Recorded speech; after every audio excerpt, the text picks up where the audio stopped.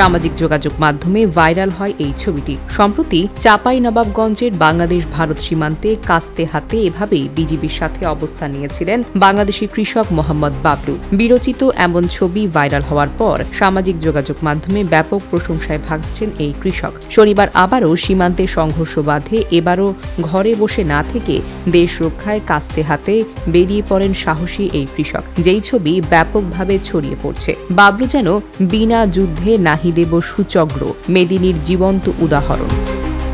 জানা গেছে, চাঁপাইনবাবগঞ্জের শিবগঞ্জ উপজেলার কিরণগঞ্জ সীমান্ত এলাকায় সীমান্তের শূন্যরেখার পাশে বাংলাদেশের অংশে জমিতে ঘাস কাটতে যান দুই যুবক। এ সময় ফসল জমি বিনষ্টের অভিযোগ তুলে তাদের মারধর করেন ভারতীয়রা। পরে তারা বাংলাদেশের সীমান্ত এলাকা দিয়ে অনুপ্রবেশ করে বাংলাদেশিদের আম গাছ কেটে ফেলে এবং ফসলি জমি বিনষ্ট করে ফেলে। এ সময় বিজিবি স্থানীয়দের সঙ্গে নিয়ে বিএসএফ এবং ভারতীয়দের এই কার্যক্রমকে রুখে দেয়। শনিবার দুপুরে উপজেলার বিনোদপুর ইউনিয়নের চৌকা এবং কিরণগঞ্জ বিজিবি সীমান্ত ফাঁড়ির মাঝামাঝি এলাকায় এই ঘটনা ঘটে। এই ঘটনায় সীমান্তবর্তী বাংলাদেশিরা পাল্টা প্রতিরোধ করলে পিছু হাঁটে ভারতীয়রা। পরে ঘটনার জন্য দুঃখ প্রকাশ করে ভারতের সীমান্তরক্ষী বাহিনী বিএসএফ।